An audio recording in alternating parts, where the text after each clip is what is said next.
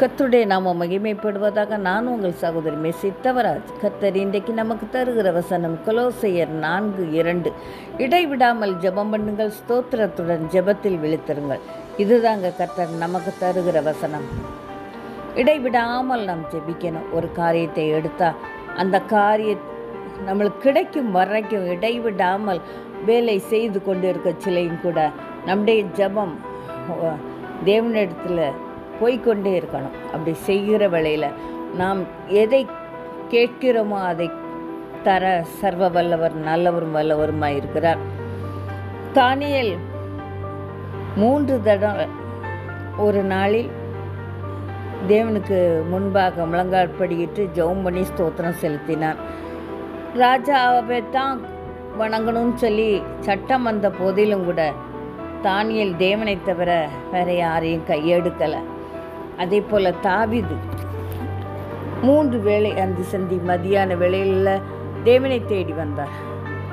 அதனால் அநேக இக்கட்டில் இருந்து கர்த்தர் விடுவித்தார். இன்றைக்கு நாமும் கூட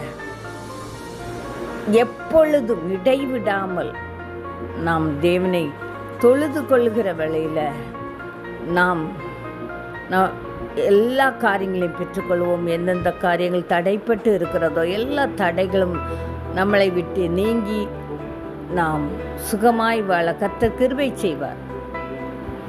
எனக்கு தெரிந்த ஒரு சகோதரி கூட இடைவிடாமல் ஜெபித்து கொண்டே இருப்பாங்க. எப்பொழுதும் எல்லாரும் கேட்பாங்க வீட்டில், என்ன இப்போ தானே இவ்வளோ நேரம் ஜெபம் பண்ணீங்க, பழையபடி என்ன ஜெபம் பண்ணுறீங்கன்ட்டு பிள்ளைகள்லாம் கேட்பாங்க.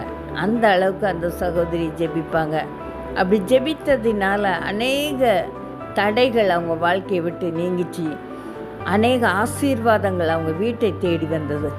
இன்றைக்கு உங்களுக்கும் கூட கர்த்தர் அப்படி ஒரு அறிவுரையை சொல்கிறார். நாம் இடைவிடாமல் ஜெபிக்கிற வேளையில் கர்த்தர் எல்லாவற்றையும் தர வல்லவராக இருக்கிறார்.